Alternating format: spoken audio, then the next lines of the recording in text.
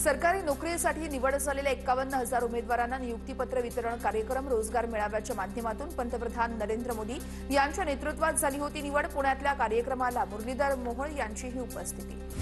क्रीडा मंत्री माणिकराव कोकाटेंनी शिवाजीराव कर्डिले यांच्या कुटुंबियांची भेट घेतली। कर्डिले यांचे चिरंजीव अक्षय कर्डिले यांची कोकाटे यांच्याकडून विचारपूस। महादेवी हत्तीणीची आरोग्य तपासणी करण्याचे उच्चाधिकारी समितीचे आदेश। 31 ऑक्टोबरला वंतारा इथं होणार तपासणी।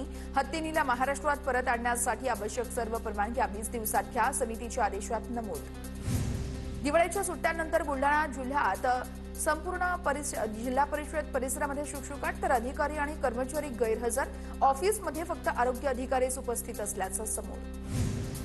बाळासाहेब देसाई साखर कारखान्याच्या गळीत हंगामाचा देसाईंच्या हस्ते शुभारंभ। अवकाळी पावसामुळे साखर उद्योग अडचणीत आल्याची मंत्री शंभूराज देसाईंची प्रतिक्रिया। निफाड तालुक्यातील कोटमगाव या ठिकाणी 2 एकरवरील द्राक्ष बागेवर कुऱ्हाड। सततचा पाऊस आणि अतिवृष्टीमुळे द्राक्ष बागेला फळधारणा झालीच नाहीये। पंचनाम्यासाठी तलाठी आणि कृषी अधिकारी आलेच नाहीयेत। अंगावर फटाके फेकल्याच्या वादातून 26 वर्षीय तरुणाची हत्या। बुलढाणा जिल्ह्यातील जळगाव जामोद शहरातील धक्कादायक घटना। या प्रकरणी 3 जणांविरोधात हत्येचा गुन्हा दाखल।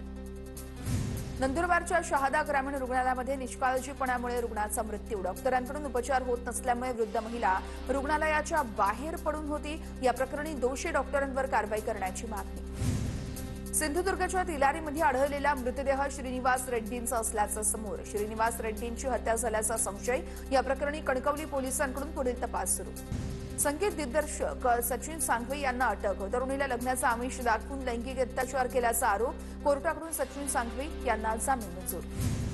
अमरावतीमध्ये हिट अँड रनच्या घटनेतील आरोपीला अटक। घटनेच्या 48 तासानंतर राजपेठ पोलिसांकडून आरोपीला अटक। रोहित नंदागवळी असं अटकेत असलेल्या आरोपीचं नाव। तर दस्तूर नगर मार्गावरती रोहितने 2 तरुणींना उडवलं होतं। अपघातात दोन्ही तरुणी गंभीर जखमी।